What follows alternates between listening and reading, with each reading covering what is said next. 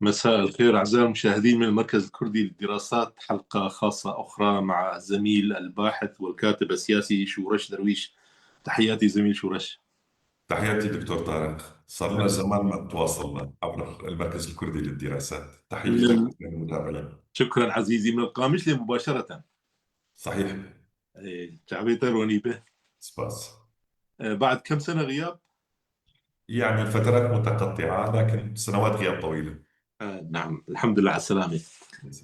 زميل شورش، نخوض في محورين اثنين: تداعيات وتطبيقات اتفاقية 29 يناير، ما يجري على الأرض الآن، يعني انطباعاتك بشكل عام ومراقبتك لسير هذا الاتفاق. وثانيا الملف الإيراني، الحرب المستمرة بين أمريكا وإسرائيل من جهة وإيران من جهة أخرى، حديث المنطقة طبعا. اتفاقية 29 يناير وأنت الآن موجود على الأرض، كيف يعني تراقب سير هذه الاتفاقية وملاحظاتك وانطباعاتك، وبالتالي يعني مدى تفاؤلك أو تشاؤمك مما يجري؟ يعني واقعيا يجري تطبيق الاتفاقية بكثير من الصمت، ما في صخب إعلامي حول تطبيق بنود الاتفاقية. والاتفاقية هي اللائحة التنفيذية لما جرى الاتفاق عليه في 18 يناير كانون الثاني. كمان تحمل بعض المسائل الروحية اتفاقية عشرة آذار، يعني فيما يخص الإدماج العسكري. صحيح إنه الأوضاع إجت بعد حرب دامية، بعد كلفة بشرية كبيرة والكثير من خطابات الكراهية التي يعني تسببت بشرخ اجتماعي. اليوم في تبريد للجبهات الشعبية، خطاب الكراهية يتراجع نوعا ما. الحياة عادية جدا في جميع المدن الكردية والمدن يعني المختلطة قوميا. الناس تذهب إلى أعمالها مهتمة بالموسم، الموسم الزراعي، الأمطار جيدة هذا العام. فهناك حالة من الترقب لتنفيذ الاتفاق بهدوء كما يجري الآن. امبارح شهدنا عودة 400 عائلة من عفرين إلى مناطق سكنهم الأصلية. العملية تبشر بعودة نازحي رأس العين أيضا إلى مدنهم بعد رحلة غياب من عام 2019 ورحلة تهجير قسري. كانت ظروف المهجرين قسريا صعبة جدا، غير الشعور بالفقد والشعور باليأس. اليوم يعود شيء من الأمل. يجري الاتفاق حاليا على ترتيب الأوضاع في رأس العين لعودة النازحين. ربما تكون العملية هادئة جدا، يعني مثل ما جرت عملية عفرين لم يكن هناك الكثير من الاستعراض. لا رابح ولا خاسر في الموضوع، سوى أنه الرابح الوحيد كانوا سكان المدن الأصلية اللي عادوا لمدنهم. الترتيبات في المحافظة حتى اللحظة تجري على قدم وساق. لا تزال الإدارة الذاتية تتحمل أعباء إدارة هذه المناطق. يعني الدولة لم تصل إلى الآن إلى هذه المناطق، مؤسسات الدولة عفوا. هناك تمييز لدى الناس بين الدولة وبين السلطة. يعني هم يريدون المؤسسات، الناس تبحث عن المؤسسات، المؤسسات الراسخة مثل القيد والنفوذ والمحاكم، الهجرة والجوازات، المطار، فتح الطرقات. هذه المسائل الأساسية بالنسبة للناس. لكن الحديث عن نوع من اضطراب المشهد وضبابيته موجود. الناس لا تعرف ما هي الخطوات المقبلة، ويبدو أن الطرفين دمشق وقوات سوريا الديمقراطية يصرون، عندهم إصرار أنه تكون المسألة تمضي بشيء من التكتم إلى حين إنجاز الخطوات. بمعنى الخطوة ألف يتم إنجاز الانتقال إلى ب، يتم إنجازها بدون الإعلان عن الخطوة المسبقة. وهذا أمر بتقديري إيجابي. نحن بنعرف كيف يتصرف السوريين في كل الجوانب، بشيء من الشحن النفسي ومن الكراهية ومن يعني تحميل وزر أي اتفاق يفضي إلى يعني نوع من الاستقرار يعتبروه هزيمة للطرف. أنا مستغرب في بعض الأحيان بعض الأصوات الشوفينية تخرج وتعتبر هذا الاتفاق هزيمة لمنطق الدولة الذي يجب أن يكون متجبر ويقوم بعمليات تطهير عرقي. يعني هناك رغبات لدى بعض الأصوات المريضة بأن تذهب المنطقة باتجاه الحرب. أوضاع مستقرة بطبيعة الحال. لا تزال المؤسسات الأمنية التابعة لقسد والأسايش متواجدة، حتى اللحظة. في بعض الإشكالات، أو بالأحرى بعض المسائل مثل مسألة الدمج العسكري لا تزال يعني موضوع نقاش بين الطرفين. في خلاف على أعداد الألوية، أماكن موضعهم، طبيعة السلاح. هذه مسائل فنية، يعني بالمحصلة من يقرر ويقدرها أكثر هم العسكريين. يعني لا تملك الطبقة السياسية الكردية قول أي شيء في هذا المسار. نقطة أخرى دكتور، في غياب عام للأحزاب السياسية الكردية عن التخاطب مع الناس، مع الشعب. يعني في نوع من الانكفاء الداخلي، كل حزب أغلق الباب على نفسه. ما بعرف إذا هذا هو جو رمضان، بالعادة تتصرف الأحزاب بهذا الشكل، أو هناك رغبة لدى هذه الأحزاب أنه لا تتحدث في أي شيء. وبالتالي هناك حالة تساؤل كبير يطرحها الناس، بحاجة إلى تحليل سياسي، بحاجة إلى قول شيء، بحاجة للقول بأن ما تم إنجازه جيد رغم الصعاب، رغم مسائل حساسة جدا، مثل الأسرى والمختطفين والذين استشهدوا في معارك الرقة والضبقة ودير حافر وسواها من مناطق. الناس مكلومة بطبيعة الحال، تبحث عن ذويها. هذه مسألة يعني أصبحت في عهدة دمشق وليست في عهدة قسد فقط. يجب الكشف عن مصير هؤلاء. هذه مسألة إنسانية ومسألة قومية أيضا، يعني تهم الشارع الكردي. هناك الكثير من الأسئلة تطرح، لا يجدون أي إجابة من قبل الطبقة السياسية الكردية. هذا إذا صحت كلمة طبقة، لا يجدون أي أجوبة. وهناك حالة فراغ، كرر في حالة فراغ سياسي، عنوانها عدم وجود تماس بين الشعب بما هو شعب موجود على أرضه ولا يزال بمعنويات عالية، وبين السياسيين والأحزاب السياسية. بين النخبة السياسية التي هي يعني برأيك صامتة وربما يعني تتقاعس عن ممارسة دورها في إفهام الناس ما يجري، وفي إفهام الناس حول التطورات في سوريا عموما وفي المنطقة. يعني الناس يحتاجون إلى شرح، إلى يعني من يرشدهم إلى أين تسير المنطقة وطبيعة العلاقة مع العاصمة دمشق، وربما ملفات أخرى أشرت أنت أيضا إليها ضمن كمطار القامشلي، الذي هو طبعا مهم جدا أن يعاد العمل في المطار حتى يعني يتوجه الناس إلى دمشق أو من العالم إلى منطقة الجزيرة. كان في عندي سؤال بس، العلاقات الاجتماعية بين المكونات كيف رأيتها؟ يعني هل هي تضررت من الفترة السابقة، أم أنه الناس أخذوا نفسا الآن ويتطلعون إلى المستقبل؟ تحدثنا عدة مرات أيضا عن إمكانية القيام بمصالحات اجتماعية، خيم مصالحة وأخوة بين المكونات. يعني هذه الجوانب كيف رأيتها على أرض الميدان، وإذا كان لك ملاحظات فيما يخص المستقبل؟ يعني الظاهر الوضع الوعي الاجتماعي انتصر في نهاية المطاف. الوعي بين المكونات، أقصد هنا العرب الكرد بدرجة أساس، هذا الوعي انتصر. يعني الناس عرفت مخاطر السلاح نحو حرب ذات صبغة أهلية. هي حرب أهلية بطبيعة الحال، هم أهل منطقة واحدة ومجتمع أهلي قبلي كردي عربي، وبالتالي لا يمكن الذهاب باتجاه حرب أهلية، حرب إلغاء. لا يمكن إلغاء مئات آلاف البشر في هذه المنطقة من كل جماعة. الخطاب تراجع. مثل ما تفضل الدكتور، أخذوا نفس، الناس أخذت نفس. كان في نفس عنصري في البداية. الكرد كانوا يتحدثون عن خيانة لجماعات معينة، لقبائل معينة. العرب كانوا يتحدثوا عن خيانة الكرد لسوريا. يعني خطاب كان عصبي جدا، لا ينتج أي سياسة ولا ينتج أي اجتماع بشري. الوضع اختلف الآن، في نوع من التفاهم الاجتماعي. الحياة طبيعية جدا، بالنغمة القديمة خالو فارسي تمضي الأمور. أنا في اعتقادي المسألة ترتبط دائما بمزاج الدولة. الدولة تستطيع أن تصنع خطاب كراهي، تستطيع أن تصنع فتنة مثل ما صنعت ب 2004 وبال 2025 26. كمان قادرة اليوم تصنع فتنة. يعني الموضوع مرتبط ليس في الناس العاديين، إنما بتحريك البؤر الاجتماعية. بعض الأشخاص شوفينيين وتحريضهم ضد الكرد، هذا أمر خطير جدا.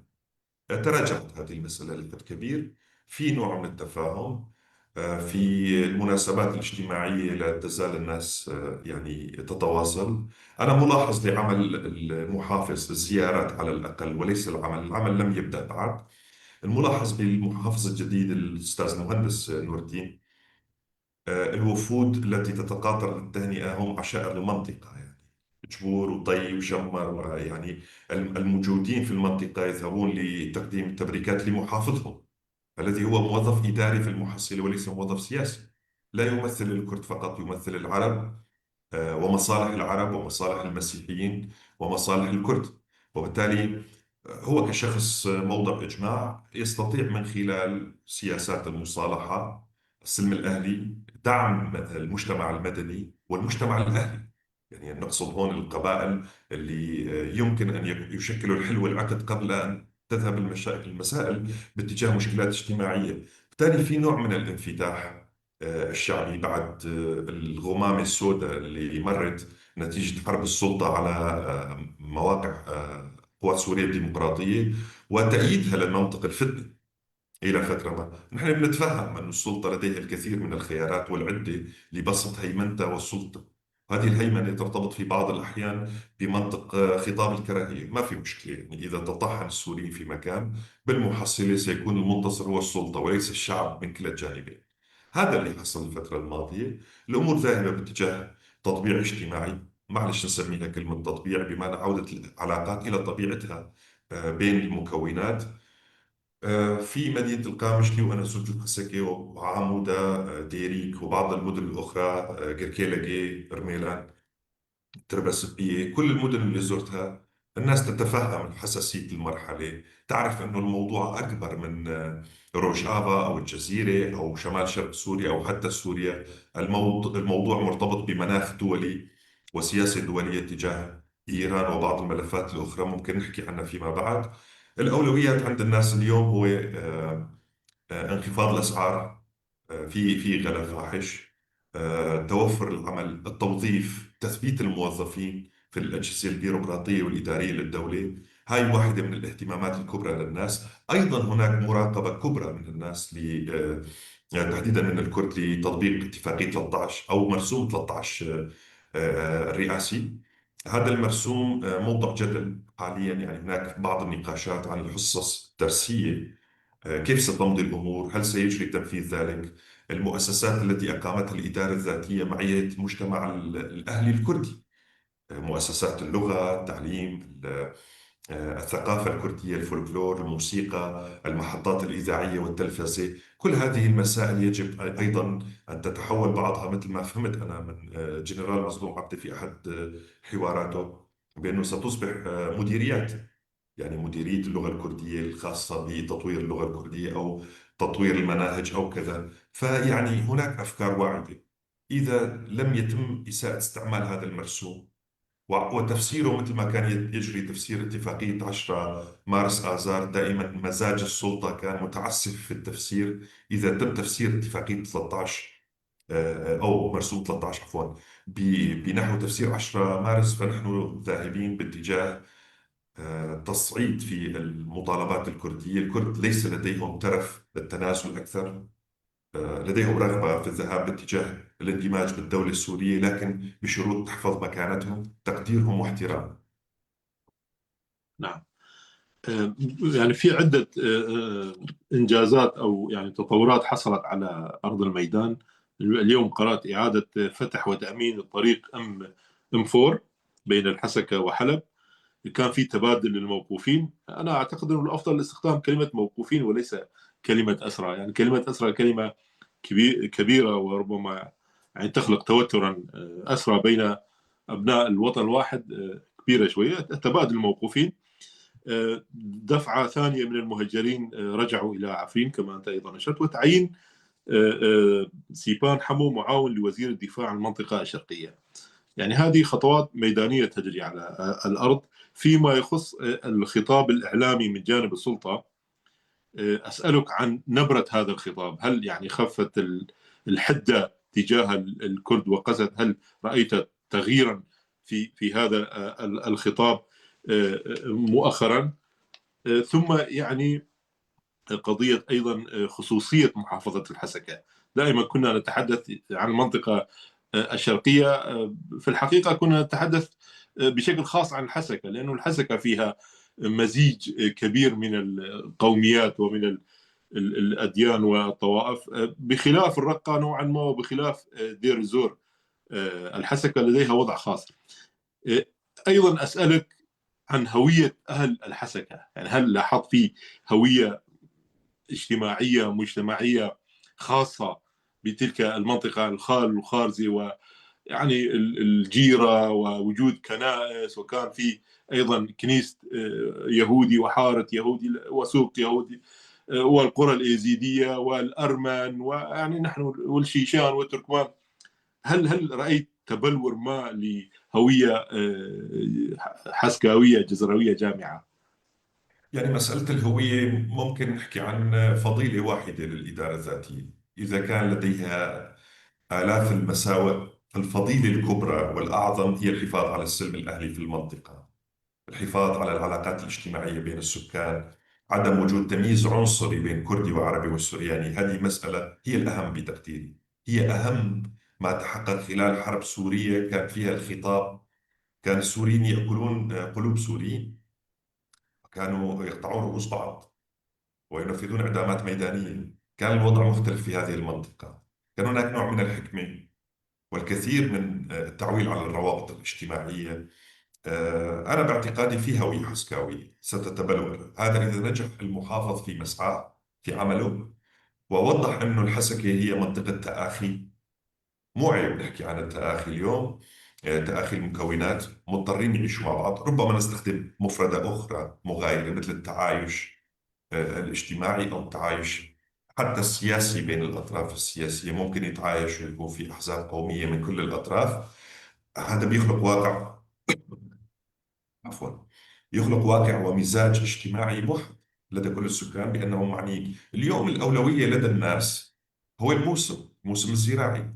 يعني كنا نحكي فيما سبق، كان لينين يتحدث أنه في المعمل تحل مشكلة الأقليات أو المكونات الشعوب، سميها ما تشاء. أنا باعتقادي أنه في تربطنا وحدة الحقل، المساحة الزراعية. الكل معني في البذار والسماد وشراء المحصول. سعر المحصول بكرة حيوحد الكردي والعربي. إذا كان سيء يعني سيكون هناك رد فعل كردي عربي على هذا الموضوع، وإذا كان جيد سينتعش السوق مرة أخرى، ستنتعش العلاقات الاجتماعية، سينتعش سوق العمل في المنطقة، وبالتالي هناك وحدة المساحة الزراعية بين السكان. هذا كلام في المستوى السوسيولوجي الاجتماعي، هذا ممكن نلاحظه مع الموسم. ما شاء الله السنة مطر خير، وهذا أمر مبشر. أنه نشوف موسم جيد، الناس تنسى الكثير من المشكلات. يعني الناس بالمحصلة أنا بتلاحظ دائما السوشيال ميديا شيء، الواقع شيء آخر. في السوشيال ميديا الناس متذابحين، على أرض الواقع يعني ماشيين بالشارع ويتعاونون مع بعض، يتعاملوا مع بعض. تفس الدكان أو المطعم أو أيا يكن، يعني ناس في طابورها أمام الخبز وكذا، كردي وعربي يعني ما في هذا الجو اللي أثاره الذباب الإلكتروني واللي تسببت فيه هذه السلطة. يعني بطبيعة الحال السلطة مذنبة بدرجة لا يمكن غفرانها، لأنها قلبت السوريين ضد بعض، لأنها حرمت السوريين من فرصة الذهاب اتجاه دولة المواطنة المتساوية، بل على العكس كانت دائما تعرض منطق الفزعة واللبت لبت. اليوم نلاحظ في المناطق التي جرى بين ظفرين تحريرها حسب زعم السلطة، نرى الأوضاع المعيشية كيف تتردى في الرقة ودير الزور. هلا أنا ماني معني بمشاكل تسبب فيها السكان لنفسهم معية السلطة، أنا لست معني، هم يحلوا مشاكلهم بأنفسهم. أنا معني في منطقة لا يجب أن تصلها المشاكل، اسمها الحسكة، كوبا وعفرين. اليوم يجب أن تنتعش هذه المناطق بالوعي الاجتماعي والوعي التنموي والاقتصادي. هناك الكثير من الفرص، لدينا بيئة بنية تحتية عفوا مهدمة متضررة، مشاكل كهرباء، مشاكل مياه في هذه المنطقة. أقصد هنا محافظة الحسكة.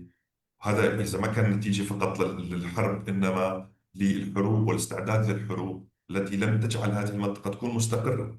الكل معني اليوم بخزان المي، كردي وعربي، مثل ما هو معني بالتوظيف كردي وعربي، معني بالرفاه الاجتماعي، معني بالاستقرار. ما في مخاوف أيضا من إنه تصل تيارات داعش إلى هذه المنطقة مثل ما هي موجودة اليوم في الرقة ودير الزور، بدرجة أكبر في دير الزور ما فيها المخاوف، لا تزال الأوضاع الأمنية محكمة. القوات الموجودة على الأرض، سواء القوات الأمنية ما بدنا نقول الكردية فقط، لا زال هناك مقاتلين عرب أيضا بين ظهراني قوات سوريا الديمقراطية وبين الأسايش، وبالتالي أمن المنطقة مضبوط إلى حد بعيد. هناك نشاط أمني جيد، ما في مظاهر أمنية طبعا بمعنى حواجز مكثفة وإلى ما هنالك. هذا يعني بأن الاتفاق يمضي، لأنه لن يكون هناك هجوم مباغت أو هجوم غادر مثل ما كان يسميه بعض الناس. الأوضاع تمضي أنا باعتقادي.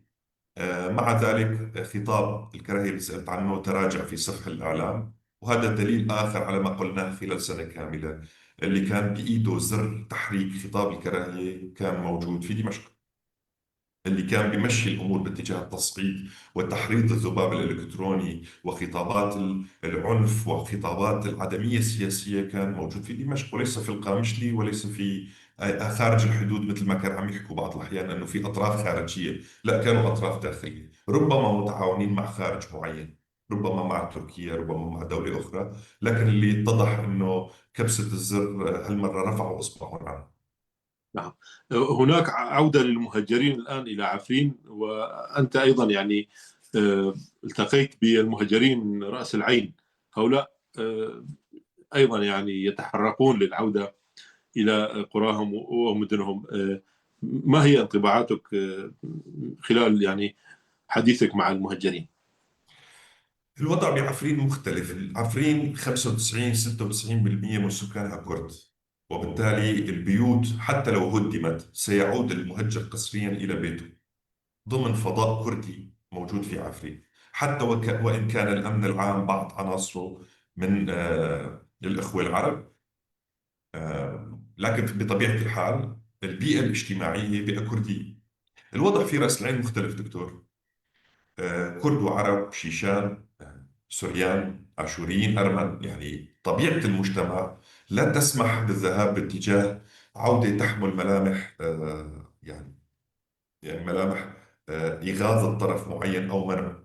لاحظنا بعض المظاهرات أنا باعتقادي التي ترفض قدوم الأسايش إلى مدينة رأس العين. الأسايش راح يكونوا جزء من المنظومة الأمنية السورية، وبالتالي الشرطة الكردية ما حتسمى الشرطة الكردية، ستسمى الشرطة عناصرها كرد. هذه مشكلة أخرى، مسألة أخرى عفوا.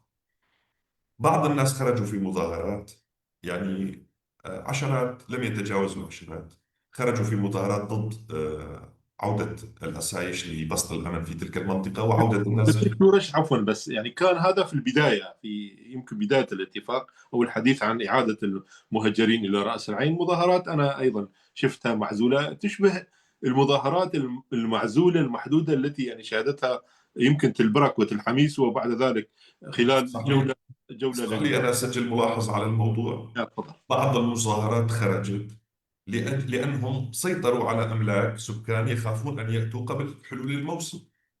أها. يعني الظاهر إذا العودة رأس العين لا سمح الله، بتمنى تكون بكرة، إذا كانت بعد 1/8 رح يرتاحوا، ما رح يخرجوا بالمظاهرات. يعني في وجهة نظر اجتماعي، أنا ابن المنطقة، ماني ما عم أحكي بنقاش ثقافوي أو سياسي. هناك نقاش يرتبط ببعض المستغلين لأراضي وأملاك وعقارات الكرد واليزيديين الكرد في منطقة رأس العين، يريدون يعني تأمين حق البزار وزراعة حصاد ما زرعوه في أراضي الآخرين. بس باعتقادي العودة ستتم مثل ما جرت عودة عفرين على الطرفين، قوات سوريا الديمقراطية ودمشق، أن يقودوا عملية العودة بشكل آمن. أنا عم أسمع يوميا اتصالات من أهالي المدينة والكرد المهجرين قسريا، في اتصالات بين العرب والكرد. الظاهر بردت الأمور. في السابق كان يعتبر مجرد اتصال شخص مع صديق كردي في الخارج يعتبر نوع من التجسس لصالح ما بعرف شو وإلصاق تهم بالناس. كان تسريب صورة أحيانا يكلف الناس في الداخل من أهلنا العرب في رأس العين الكثير من المشكلات. الكثير من العائلات ذهبت عن رأس العين. بعض الفصائل سحبت قواتها اللي يفترض هي جزء من الجيش، لكن كانت تعرف باسم فصائلها. يعني حكوا لي سلطان مراد خرجت، تركيا بدأت تخلي بعض المناطق سيطرتها، وبالتالي الكل متيقن أنه هناك عودة. يعني أهلنا في رأس العين عم يتواصلوا مع جيرانهم في خصوص بيوتهم، الأبواب، الشبابيك، تفاصيل حياتهم اليومية. وظهر في نوع من القبول بالعودة ويقين لدى الموجودين المتواجدين في رأس العين بأن هناك عودة. بالتالي نمط الحياة في رأس العين يحتم اليوم على المحافظ، على القوى الأمنية أن يذهبوا باتجاه المصالحة بين الناس مكلومة بطبيعة الحال. أهالي رأس العين من 2019 برا المدينة، الأهالي الموجودين هناك أيضا يشعرون نوع من الضغط. ما بدنا نقول الذنب أنه تم إبعاد جوارهم الكردي من المدينة، سيعودون، إذا لازم نرجع العلاقة مثل ما كانت. أنا يبدو لي ما راح يكون السيناريو مثل ما يتصوروا البعض، يعني حيرجعوا الكرد وحتحصل بعض الاحتكاكات الاجتماعية. أنا تحدثت إلى أكثر من عائد راغب في العودة، وتحدثت أيضا مع ناس موجودين في رأس العين، يعني في نوع من التعب والرغبة في إعادة بناء المدينة مرة أخرى. شيشان وكرد عرب سوريان موجودين كانوا داخل المدينة وانقسموا إلى داخل وخارج. نعم. لنعتبر ما مضى استثناء من التاريخ الطويل المشترك في التعايش بين المكونات في محافظة الحسكة في منطقة الجزيرة. يعني وهنا لفتني الموقف المتقدم حقيقة لرؤساء وزعماء العشائر العربية عندما رحبوا بالمهندس نور الدين أحمد، يعني عندما أيضا كلف بمهام المحافظ في الحسكة، رحبوا به في بيانات وفي زيارات اجتماعية، وكان ذلك يعني إذانا ببداية جديدة وصفحة جديدة بين الأخوة الكرد والعرب بين بعضهم البعض. إذا لك حديث عن الملف السوري، ملفنا نحن في الحسكة يعني، كلمة لك قبل أن ننتقل إلى الملف الثاني، الحرب في إيران. والله ممكن ننتقل للملف الثاني، بس يعني بطبيعة الحال يعني الثقة، عامل الثقة مهم جدا اليوم. زرع الثقة بين مش على طريقة منظمات المجتمع المدني التي فشلت في الكثير منها، فشل في قيادة عمليات المصالحة. واليوم التالي، اليوم المسؤولية ملقاة على عاتق الناس العاديين. نعم. أنا وأنت دكتور وأهلنا في العرب والكرد والسوريان، يعني الخوف من أن تتحول العنصرية إلى وجهة نظر الحمد لله تجاوزناها. أنا كنت خايف انزل على منطقة يعتقد فيها الناس بأنه يا قاتل يا مقتول، يعني هذا انتهينا منه، وبالتالي كل المسائل الأخرى يمكن نقاشها. المطلوب اليوم من الحركة السياسية الكردية أن تستيقظ نوعا ما لمعالجة بعض المسائل القانونية. ماذا تريد من دمشق؟ أن تطرح يعني من خلال ورشات ولقاءات أن نحافظ على حالة المرجعية الكردية، أن يكون لدينا مرجعية سياسية كردية تضم فيما تضم الأحزاب ومستقلين، نخب سياسية، نخب مجتمعية، يمكن تشكيل هذه المرجعية، وبالتالي تحديد المطالب الكردية بشكل أكثر وضوح. ليس مثل الحالة الضبابية اللي تحدثت ب 26 نيسان. كان هناك الكثير من الأمور الضبابية يجب بناء على الواقع الراهن إعادة تصويب المطالبات الكردية في سوريا. نعم. الحديث عن الحسكة لا يمل. يعني في شجون كثيرة حول محافظتنا العزيزة. زميل شورش، الوضع في إيران، يعني الهجوم اللي صار، الهجوم المفاجئ في اليوم الأول، صفى المرشد، وأيضا قيادات كثيرة. ترامب تحدث عن 48 اسم. القصف اليومي ما زال مستمر لليوم العاشر، 28 اليوم 10 12 يوم أعتقد، والله 10 لأنه شباط 28. يعني أنت كنت تتوقع هذا الهجوم؟ وإذا كنت يعني توقعت، هل كان التوقع بأنه يصير هالهجوم بهاي الحدة وهاي الشدة، ثم مقاومة إيران لهذا الهجوم، قصف الجوار، قصف إسرائيل، محاولة أن تحدث يعني أزمة عالمية كبيرة، وبعد ذلك نأتي إلى الملف الكردي عن توحيد الأحزاب الكردية يعني في كردستان الشرقية. يعني الانتقال من أمر من موضوع جدا محلي إلى موضوع ذو صبغة دولية إقليمي كبير مثل إيران يحتاج إلى نفس طويل. لكن مع هيك دكتور، أنا في تقديري أنه كل المؤشرات كانت ذاهبة باتجاه أنه إسرائيل لن تتوقف عند هذا الحد. ليس بتفكيك البرنامج النووي فقط ينتهي الموضوع، أو بضرب المشروع النووي الإيراني. الموضوع كان واضح جدا، إيران تريد التخلص من نظام الملاذ. هذا بالنسبة إسرائيل تريد التخلص من نظام الملاذ. إسرائيل، عفوا، إسرائيل تريد التخلص من نظام آية الله. نظام بالنسبة لإسرائيل وشديد العدائية، لا يمكن التعايش معه.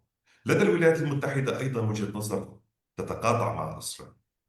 إيران إذا تخلت حتى عن النووي وحافظت على المنظومة البالستية، القدرة على إيذاء المنطقة، وخاصة بعد دخولها في شراكات مع الصين من أجل تطوير المنظومة الصاروخية البالستية وشراء طيارات من الجيل الثاني، إذا نجحت الصين في تحقيق هذا الاختراق في المنطقة ستسيطر على خطوط الطاقة، وبالتالي ستصبح إيران مرة أخرى مثل ما كان الشاه محمد رضا بهلوي شرطي الخليج بإرادة أمريكية، قد تصبح إيران بإرادة صينية شرطي المنطقة. الولايات المتحدة انتبهت لهذا الموضوع. حدث اتفاق الضرورة بين واشنطن وتل أبيب، لكن هناك افتراق أيضا بين الطرفين. المتوقع كان أنه حيكون في رغبة في يعني تغيير هذه السلطة. ربما تل أبيب تريد التخلص من هذا النظام، هذه المنظومة الحاكمة، لكن واشنطن تسعى إلى مسألتين: إما تغيير هذه السلطة بأقل كلفة بحيث ما تنفجر أوضاع إقليمية ودولية وتتضرر خطوط الطاقة وسلاسل الإمداد النفط في المنطقة باتجاه العالم، أو تغيير سلوك هذه السلطة. في حال تغيير سلوك هذه السلطة، لاحظنا كلام ترامب كان واضح جدا بعد حالة مادورو، تحدث أنه الخامنئي لا يحترمني، يعني لا يقدم لي أي احترام، بمعنى لا يحاول التواصل معي والإصياع لكلامي. وترامب كشخص محكوم بمسألة الاتفاق، الصفقة والنرجسية، لا يقبل أن يكون له ند اسمه آية الله في أمريكا. حصل ما حصل على طريقة مادورو، لكن بشكل مطور جدا، بدل الاعتقال الاغتيال. هذه المسألة أنا في اعتقادي تدخل في صلب السياسة الأمريكية، فرض السلام عبر القوة. ليس هناك رغبة لدى واشنطن باحتلال إيران، ليس لديها رغبة في تدمير السلطة كاملة، الإبقاء على شيء منها ليتولى مهمة التفاوض، مثل ما حصل باليابان. يعني أبقوا على الإمبراطور الياباني وتفاوضوا معه بعد ناكازاكي وهيروشيما، أبقوا على جزء من ألمانيا ليتفاوضوا معه مع أديناورز. وبالتالي هناك رغبة لأن تبقي شيء من النظام السابق وتتفاوض معه. إسرائيل وجهة نظرها مختلف جدا، ليس لديها مسؤوليات إقليمية، ليس لديها مسؤوليات دولية فيما يخص ملف اللاجئين. لن يكون هناك لاجئين في تل أبيب، لكن قد تغرق أوروبا باللاجئين القادمين من إيران، وصعوبة التمييز بين إيراني وأفغاني وأبناء المنطقة. وبالتالي هناك خشية من طوفان لاجئين، هناك خشية من أن تذهب الأوضاع إلى احتراب داخلي داخل إيران. وإيران كبلد تعددي محكوم بشعوب فارسية، شعوب إيرانية عفوا، هناك خشية من أن يدخلوا في دورة عنف محلي، ودورة العنف ستنشط العنف الخارج الإقليمي. يعني الباكستان لديها مشكلة مع البلوش داخل إيران، تركيا لديها مشكلة مع الكرد في إيران، أذربيجان العلمانية وعلييف لديه مشكلة مع الطبقة الشيعية الأزرية أو التركمان في أذربيجان الغربية. وحتى في عربستان، يعني في مناطق الأحواز هناك مشكلة لدى الجوار في تفهم وجود عرب شيعة إلى جوارهم. إذا الكل لديه مشكلة من مسألة الإثنيات داخل إيران. ليس من مصلحة واشنطن هذا الشيء، لكن كتبنا بالمركز وستتذكر هناك رغبة لدى تل أبيب. ليس في تفكيك، كان عنوان مقال أنا كتبته في المركز: من تفكيك النووي إلى تفكيك إيران. هذا طموح إسرائيلي. هناك إيمان إسرائيلي بأنه الدول ذات المنحى الإمبراطوري والمساحة الشاسعة والمقدرات المالية والعسكرية الكبرى يجب أن تذهب باتجاه خسارة شيء من سيادتها أو من مركزيتها. وبالتالي تشجيع حركات اللامركزية، ربما حركات الانفصال والاستقلال. حدث هذا بدعم إسرائيلي في صومالي لاند، حدث في أكثر من منطقة. هناك توجه إسرائيلي ربما عربي معين أيضا في دعم هذا التوجه. وبالتالي في اختلاف أمريكي إسرائيلي أنا شايف. ترامب بالمحصلة يبحث عن مفاوض مرن، ربما يكون بزشكيان اللي شبهه زميلنا محمد سيد رصاص بغورباتشوف، وكتب مقال في المركز عن هذا الموضوع. ربما يكون غورباتشوف المرحلة يحافظ على الوحدة الترابية الإيرانية، لكن يقبل المصالحة التاريخية مع أمريكا مثل ما قبلها غورباتشوف مع جورج بوش. إذا في كثير من الاحتمالات، لكن قصة إنه ينتصر النظام الإيراني هذا أمر مستبعد في تقديري. انتصار النظام الإيراني يعني عدم احترام أمريكا في المنطقة، لن يجري احترام أمريكا، ستتمرد أكثر من دولة، الكل سيمشي على المنهج الإيراني. تركيا على سبيل المثال ستقوي المنظومة البالستية وتتحرش بالغرب، ولا أحد يستطيع اقتلاع هذه السلطة، لا انتخابات ولا غير انتخابات. وبالتالي سيصبح نهج آيات الله نهج في المنطقة. هذا خطر على الولايات المتحدة، خطر أيضا على تل أبيب. بأكتوبر القادم لدينا انتخابات في تل أبيب، نتنياهو مقدم على انتخابات. المعركة في إيران تحدد مصيره، وتحدد مصير طاقمه السياسي أيضا. لكن ما يحدث الآن هو يعني هجوم متواصل من جانب أمريكا وإسرائيل، رهان على القوة، على الإخضاع. ليس هناك أي حديث عن انفراجة سياسية، أو أن هناك يعني حوار سري أو علني يقوم بين القيادة الإيرانية وبين أمريكا وإسرائيل. هناك توتر، يعني تشنج، توتر، احتقان، هجمات. إيران تتوعد، تقول عين بالعين ونضرب، وما زالت تراهن على أن تمتد النار إلى كل المنطقة. والبحرية الإيرانية تدمرت، والصواريخ تدمرت، والقيادات صفيت. يعني كأننا يعني لم نتوقف عند سياسة واضحة. من هو يكون المخاطب عن الجانب الإيراني؟ الرئيس تحدث وقال، اعتذر أنه لن نواجه أي طرف إقليمي. جاء الحرس الثوري وأتى بنجل الخامنئي. يعني نذهب في اتجاه المزيد من الرهان على القوة، أم أنه فجأة سيتم الإعلان عن الوصول إلى اتفاق مع إيران؟ يعني نحن في لحظة أمبراطورية الحرس الثوري تنهار على نفسها. هي تنهار على نفسها حاليا، ومن الركام نفسها تنتج نظامها. يعني من تحت الركام أنتجت مجتمع كان لديه حظوظ منذ أشهر يجري الحديث عن اختياره كمرشد لإيران، مع أنه لم يحقق الدرجة العلمية المتطلبة، يعني درجة آية الله ليكون مرشد إيران. لكن هذا يبدو لي أنه هو اختيار على طريقة أنه اختار الحرس الثوري ولي الدم، الشهيد آية الله الخامنئي. هذا في نظرهم وفي منظورهم، وبالتالي هذا إشارة للتصعيد. الولايات المتحدة قالت ما لنا موافقين على تعيين مجتمع، يجب أن يكون لنا كلمة، بمعنى نحن احتلال من الخارج لإيران اليوم، افهموها، نحن نحتلكم من الخارج بدون وجود عسكري على الأرض. نعم، هذه اللغة. يعني حتى وزير الدفاع أيضا قال نحن الذين نفرض الشروط، نحن الذين نتحدث عن مستقبل إيران. هذا الكلام واضح بالنسبة للولايات المتحدة، هذا العناد الإيراني، وربما الأفكار الآخر زمانية لدى الطبقة الحاكمة في إيران، تقول بإمكانية أنه هو خيار شمشوني علي وعلى أعدائي، لكن سيكون عليك فقط مش على أعدائك. يعني المصالح الأمريكية محمية إلى حد بعيد في المنطقة. لدى الولايات المتحدة قدرة على لخوض حرب طويلة. صحيح ما حتكون على مثل أوكرانيا لأنه ما في تواجد لمقاتلين على الأرض مثل روسيا وأوكرانيا، لكن حتكون حرب القاذفات والصواريخ والمسيرات وإلى ما هنالك من إمكانية إيذاء. هل سيصبر المجتمع الإيراني، الشعب الإيراني؟ هل ستصمد الأطراف والإثنيات على تحمل تبعات وحماقات المركز؟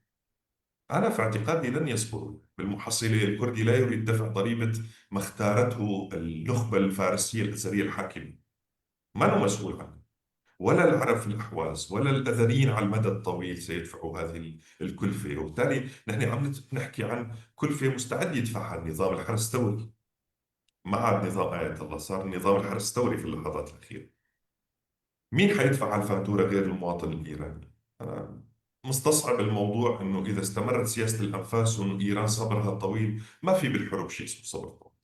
في شيء اسمه كمية الإيذاء، كمية الضربات، هذا أمر مؤثر جدا. والنظام الإيراني ليس نظام طالباني يستطيع أن يعيد إنتاج نفسه بموجب واقع قبلي وديني معقد جدا مثل ما كان بأفغانستان. عادوا إلى حكم أفغانستان بعد 2001، عادوا إلى الحكم 2024. النظام الإيراني إذا سقط لن يستيقظ، يعني لن تكون له قائمة، لأن وعي الإيراني الإمبراطوري، درجة التعددية السياسية والإثنية لن تسمح بإنتاج خميني جديد. هون هي المعضلة الإيرانية اللي لازم يعني تفهمها على نحو أكبر. الكثير من الأصوات تقول لك إيران لن تسقط، بمعنى من المعاني. لكن نتذكر نحن إنه كيف حماس كانت في البداية ترسل الصواريخ في الأيام الأولى لحرب أكتوبر، بعد 7 أكتوبر كانت ترسل الصواريخ بشكل غفير جدا، تراجعت إلى أن وصلنا لمرحلة الصفر الصاروخ. إيران أيضا تستطيع إرسال الصواريخ، وقصص أنه لدينا سلاح سري وحنستعمله، هذا نوع من الخداع، من الكوموفلاج يصدقه بعض الناس. لكن بتقديري الأفضل هو الذهاب باتجاه وهذا خيار أمريكي، يعني هو الأفضل، تدعيم الاتجاهات المعتدلة داخل السلطة. ربما إسرائيل لا تفضل هذا الشيء. نعم. بزشكيان أنا بتذكر كان بيحكي إنه ما نفع دفعنا للمليارات من أجل برنامج نووي دمرته الولايات المتحدة، وإذا عملنا برنامج ستدمره. وقتها ردوا عليه بكيهانة بالصحف الإيرانية بكلام قاسي جدا، ووصفوه بالجبان، ووصف رئيس الجمهورية بالمتخاذل. نعم. المواقف الكردستانية، كان في جبهة كردستانية من 6 أحزاب تشكلت وأبدت أيضا موقفا موحدا من الحرب في إيران ومن إمكانية التغيير. كان في حديث عن أنه ترامب وأمريكا تريد التواصل مع الكرد بين قوسين، يعني لاستخدامهم كقوة برية. طبعا الأحزاب الكردستانية رفضت مثل هذا الأمر. عندي هون في يعني أسماء الأحزاب، لكن المادة باللغة الكردية. كيف رأيت أنت زميل شورش تشكيل هذه الجبهة الكردستانية والمواقف السياسية التي يعني تصدرتها هذه الجبهة وأصدرتها، وما مدى الوعي السياسي لديها؟ لا تعرف يعني الكرد في كل مكان يقولون هذه فرصة، اهجموا وحرروا شرق كردستان واعلنوا الدولة المستقلة. الأخوة في شرق كردستان الجبهة لديهم رأي آخر. يعني أنت كيف قرأت موقفهم، وهل هو فعلا يتوائم مع الواقع؟ أنا بواقع بطبيعة الحال في انقسام كردستاني عميق في كل أجزاء كردستان. هناك تباينات. هذه المرة في إيران تم تجميع ال5 إلى 6 أحزاب مع تفاوت حجمها ومقدرتها العسكرية والسياسية. لكن باعتقادي الخطوة ممتازة جدا لمنع الاقتتال الكردي. لكن اللي خايف منه أنا أنه أي دخول في معركة عسكرية قد يفضي إلى مصالحة إيران مع الخارج على حساب الكرد. وطهران تستطيع مصالحة الخارج مثل ما صالحها محمد رضا شاه بهلوي من أجل تحطيم جمهورية مهابات، صالح السوفييت والإنجليز. وأيضا أخذ موافقة الولايات المتحدة وقتها ودعم الولايات المتحدة من أجل تحطيم جمهورية مهابات. يعني في درس تاريخي يدركه الكرد في إيران، أنه المصالحة بين واشنطن وتل أبيب من جهة والنظام الإيراني قد يكون على حساب. حدث هذا في باريس في الأمس القريب 5 و6 يناير على حساب قوات سوريا الديمقراطية. يعني دائما الاتفاق الدولي هو الذي يخيف بالنسبة للكرد. في أيضا خوف من التنافسية العسكرية إذا لا يصار إلى تشكيل جيش كردي يمثل كل الكرد، سواء حزب الحياة الحرة، الديمقراطي، كومالي زحمت كيشان، كومالي شورشجير، وكومالي خبات، جميع الأحزاب التي دخلت في هذا التحالف. إذا لم يجري التفاهم بينها على تشكيل جيش موحد سيدخلون في دورة صراع وتنافس على المناطق. هذا أمر مخيف. المسألة الثانية، إذا لم يحظوا بغطاء دولي، غطاء جوي مثل 1991 بكردستان الإيراني وتأمين منطقة راحة، سيصبحوا عرضة للقتل بالمسيرات الإيرانية والصواريخ الإيرانية. إذا لم يجري تسليح البيشمركة والجيريلا في كردستان الإيرانية بروجالات، أيضا سنذهب باتجاه حرب، يعني استنزاف طويل للشعب الكردي. يعني نعرف إيران ليس لديها مشكلة في قصف المدن والحواضر الكردية، وأيضا مد هذه الحرب باتجاه باشور أو كردستان العراق. وبالتالي هناك محاذير كردية، هناك وعي سياسي كردي، خوف من أن يذهبوا باتجاه الاغتيال الداخلي حتى. يعني نحن نتحدث عن أكثر من 120 ألف كيلومتر مربع مناطق كردستان الإيرانية. نتحدث عن طيف من الأحزاب السياسية يمتلكون سلاح، وبعضهم يمتلك آصية اجتماعية، يعني قبائل ومناطق وإلى ما هنالك. نتحدث عن كرد سنة وشيعة وأهل الحق يا رسال. نتحدث عن مجتمع تعددي. هذه المسألة معقدة إلى حد كبير. المسألة الثانية أنه لا يوجد ظهير لدى المعارضة الإيرانية يدعم الحقوق الكردية، يشبه وضع كرد سوريا عندما لم يكن هناك ظهير وطني يدعم حقوقهم الوطنية. أيضا في إيران في نفس الشيء. إذا ما الضمان أنه بديل نظام الحرس الثوري يكون ديمقراطي يقبل بالحكم الذاتي أو الفدرالية لكردستان الإيرانية؟ لا يوجد أي ضمان. سمعنا كلام رضا جونيور، حفيد رضا شاه. لاحظنا كلامه يتحدث عن دولة مركزية مرة أخرى وبنفس شاحنة شاهي، ولم يصل بعد مش بس للحكم، لم يصل إلى الصالون في بيته من غرفة المنام يغرد بهذا الشكل. وبالتالي كيف إذا وصل إلى طهران وإلى قصر الحكم؟ هناك الكثير من الأسئلة والمخاوف. المسألة مش سهلة، ليست سهلة بالمطلق. يعني مسألة الذهاب اتجاه الخيار العسكري، أعتقد يعني أنه كان في مساعي في كردستان العراق أيضا لجعل منطقة كردستان العراق منطقة تفاوض بين طهران وواشنطن. هي سابقة في التاريخ إذا حدثت. أيضا يشجع السياسيين في أربيل وسليمانية وحتى في تركيا يشجعون الحل التفاوضي بين الكرد والمركز، بين الكرد وطهران، بغض النظر من يحكم المركز الآن أو يحكمها غدا. هذه مسألة ما فينا ننسى منها. كان دائما شعار الكرد في سوريا أنه من يحكم دمشق سنفاوضه. والكرد حاولوا مفاوضة الأسد ثم مفاوضة الشارع، وربما مستقبلا مفاوضة الرئيس الذي يأتي بعد 20 أو 5 سنوات أو 50 سنة لا نعلم. سيفاوضون دائما المركز. اليوم الكرد مضطرين لمفاوضة المركز في الضربات التي تلقتها حادثة من التاريخ دكتور.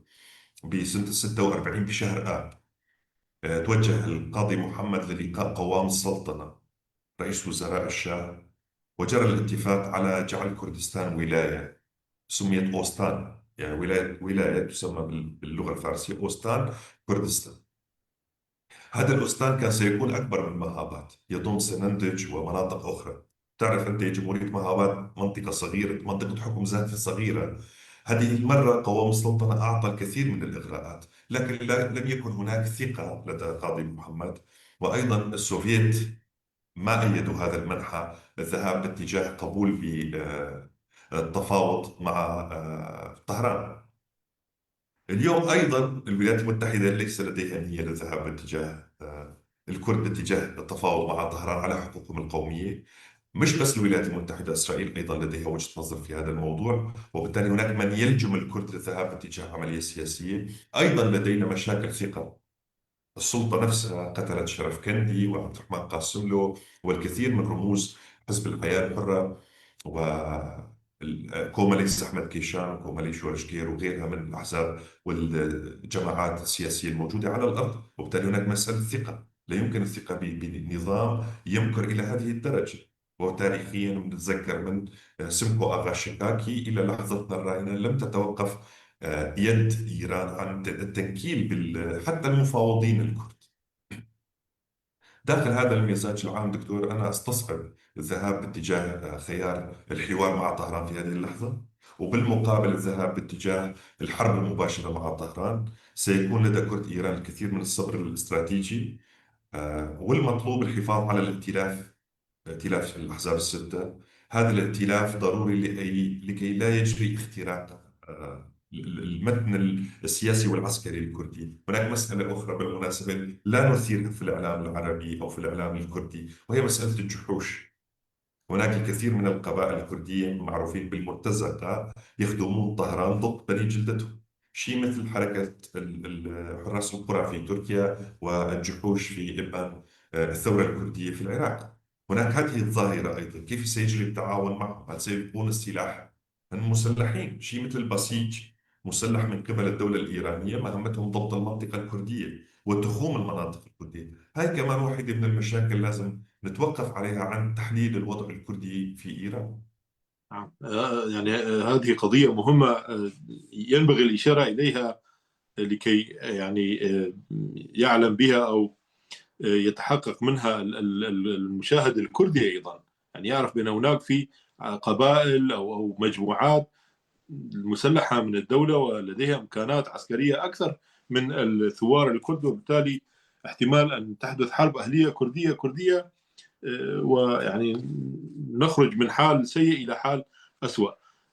زميل شورش، فيما يخص تداعيات الحرب في إيران على تركيا، يعني هل تفاجأ تركيا مرة أخرى بهذه القدرة الإسرائيلية على الضرب وعلى الاختراق؟ أنا في تقديري أنقرة هي أكثر دولة كانت يعني ترى الفيلم قبل عرضه، يعني كانت تعلم بالذي يجري، وكانت إلى حد بعيد متورطة في شرق الفرات. عندما جروا الجيش السوري باتجاه شرق الفرات على حدود العراق، تم سحب الحشد الشعبي من داخل إيران ومن المناطق لدعم إيران إلى هذه المنطقة. تركيا تورطت، لم يكن للجيش السوري أن يتواجد في شرق الفرات لولا الموافقة على المهمة التي أوكلت إلى دمشق، وهي شد عصب الحشد الشعبي. من الذي حرك الجيش؟ بطبيعة الحال كانت تركيا لها دور. إيران التقطت هذه المسألة، وأنا بعتقد كان في تصريح من أحد الرسميين في إيران يشير إلى أن تركيا هي السبب في استفزاز بين سوريا والعراق، يعني المقصود بين الشيعة والسنة. تركيا تعرف أن المنطقة ستتغير بعد 28 شباط، ستتغير مش بحرب ال 12 يوم على إيران. وإذا تغيرت إيران من الداخل أو فرض التغيير على إيران أو تمت صناعة حكم هش وضعيف، ستحظى الأقليات من بينهم الكرد، الأقليات العددية يعني الشعوب الإيرانية بحقوقها. هذا كابوس من كوابيس تركيا. هي لا تريد هذا التقدم الكردي. وإذا كانت تركيا تقول سابقا بأن لدينا مشكلة مع وحدات حماية الشعب لأنه إيديولوجيتهم أوجلانية أو هم تابعون لحزب العمال الكردستاني، في إيران ليس لديها هذه الحجة. يعني في طيف من الأحزاب إذا كانت لديها مشكلة مع حزب الحياة الحرة وليكن، لكن ماذا عن البقية؟ ونحن نحكي عن فصائل وازنة أيضا لها وزنها وحضورها الجماهيري. إذا هناك ارتباك تركي. كيف ستنسق مع أذربيجان؟ وأذربيجان علييف يتبع مباشرة لتل أبيب في سياساته سواء المخابراتية وغيرها، وبالتالي حتى وزنه داخل المجتمع الأزري سيكون ضعيف. تركيا تدرك بأن إضعاف إيران يعني تآكل الدولة المركزية، يعني إمكانية أن يزحف هذا النموذج إلى المنطقة. لأجل ذلك كانت تعرف أنه بعد 7 أكتوبر سيكون هناك حزب الله، سيكون هناك دمشق، سيكون هناك طهران، وبعد الانتهاء من العالم الشيعي السياسي المؤذي لواشنطن وتل أبيب سيجري الاقتصاص من العالم السني المؤذي، وليس كل السنة، وليس مصر مثلا أو الإمارات، إنما الذين حاولوا إيذاء المصالح الأمريكية الإسرائيلية. هناك خوف في تركيا من هذه المسألة الاستراتيجية. وتبقى بتقديري المؤسسات التركية يقظة جدا، يعني ما سهلة، لديها الكثير من التقديرات، تستطيع التكيف مع أي حال مثل ما تكيفت مع كردستان العراق ومع الحكم الشيعي الموجود في بغداد. تستطيع أيضا أن تتكيف مع الواقع الجديد. آه، تركيا كانت تقدم لإيران الكثير من المساعدة، من مسألة الذهب والضراب إلى بنك خرق ماركسي في أمريكا، الدعاوى المرفوعة عليها. استطاعت التكيف مع العقوبات المفروضة على إيران ومدت يد العون لإيران، وحجم التبادل التجاري كان عالي ومرتفع جدا. نعم. وبالتالي حتى إذا كانت إيران دولة شيعية وتركيا تزعم بأنها ذات هوى سني، فهذا لا يمنع تواصل الطرفين في الوقت الراهن، وربما مع الحكومة المقبلة في طهران. نعم. موضوع مهم جدا أيضا، لأنه نتنياهو تحدث عن تأسيس حلف عسكري في المنطقة لمواجهة المحور السني القادم بقيادة تركيا نخوض إن شاء الله في هذا المحور في لقائنا القادم. مهم جدا. أيضا يعني أستاذنا محمد سيد رصاص كتب مادة في الموقع المركز الكردي للدراسات تأثيرات فراغ القوى الإيرانية المتوقع، مادة مهمة حول المحاور المتشكلة في المنطقة يعني بعد 7 أكتوبر وبعد ضرب إيران. الزميل شورش درويش، شكرا جزيلا لك. شكرا جزيلا دكتور، تحياتي. تحياتي لك. أعزائي المشاهدين، شكرا جزيلا لكم، إلى اللقاء في حلقة قادمة.